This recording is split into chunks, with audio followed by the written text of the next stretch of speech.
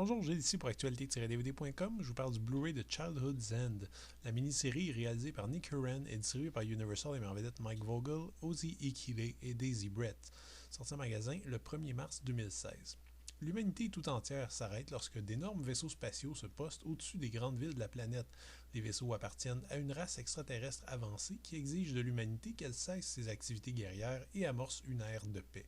Mais que cache cette race mystérieuse qui dissimule son apparence aux humains? Il y a quelque chose de quand même un peu périlleux, un peu absurde à vouloir adapter de façon totalement moderne un roman qui est tiré de l'âge d'or de la science-fiction. Il y en a qui sont un peu cassés les dents là-dessus. On pense à iRobot avec Will Smith. Et il y en a d'autres qui ont, disons, adapté avec beaucoup de largesse le matériel source, comme par exemple Starship Troopers de Paul Verhoeven. Cette période faste avait permis à l'époque de donner à la science-fiction quand même ses lettres de noblesse et d'être reconnue comme un vrai genre littéraire et non comme un simple divertissement pour enfants. Des auteurs comme Isaac Asimov, Robert Heinlein ou Alfred von Vogt font partie de ce panthéon respectable. Leurs livres, souvent écrits des années 40, 50 ou 60, font un peu partie du renouveau culturel ayant caractérisé l'après-guerre.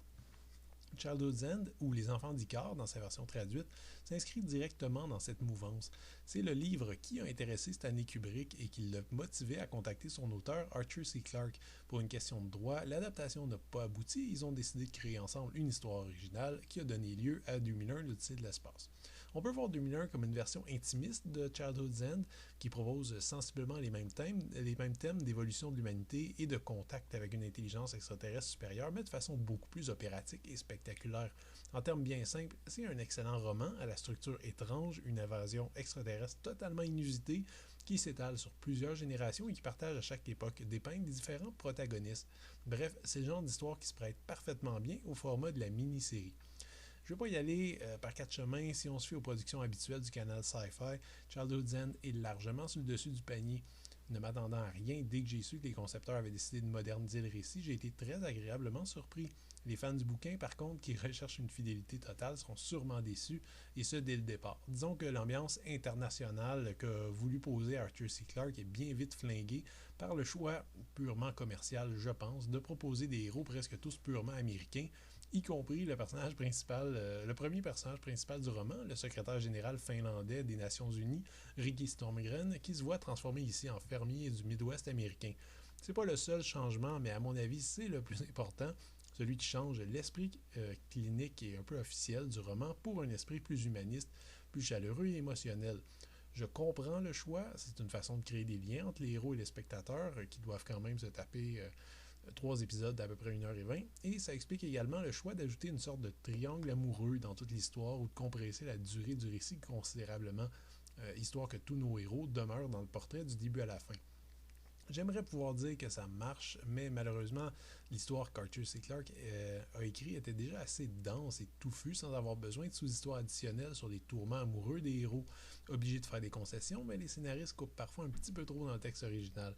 Dans le second épisode, par exemple, la scène du party devient absolument chaotique et incompréhensible alors qu'il s'agissait d'un moment charnière dans le roman.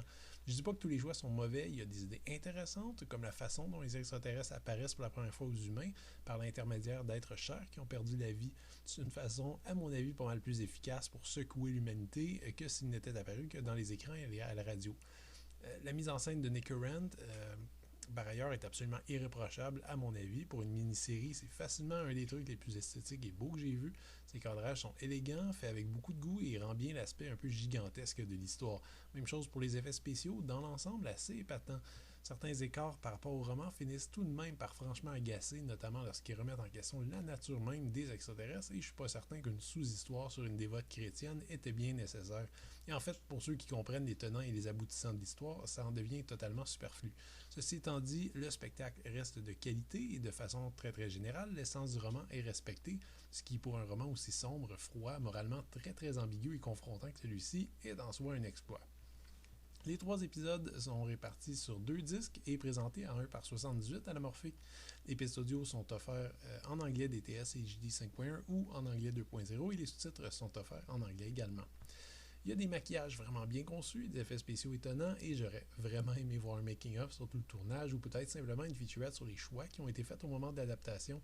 Malheureusement, les seuls bonus qu'on trouve ici sont un bon paquet de scènes supprimées ou allongées, souvent avec des effets spéciaux inachevés par contre, ce qui donne déjà un bon aperçu de comment certains éléments, notamment le costume des extraterrestres, a été conçu. La mini-série est offerte en Blu-ray ici et une copie digitale ultraviolet est disponible avec.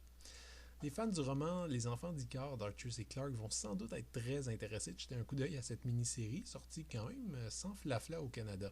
C'est une adaptation terriblement imparfaite, victime des habituelles conventions commerciales télévisées, mais qui garde heureusement les éléments majeurs du roman, y compris les plus controversés. Je pense pas que cette histoire étrange va plaire au grand public, mais si vous aimez la science-fiction, cette relecture à la sauce 21e siècle d'un classique de la littérature du genre devrait garder votre intérêt du début à la fin. C'était Gilles, merci, bon visionnement.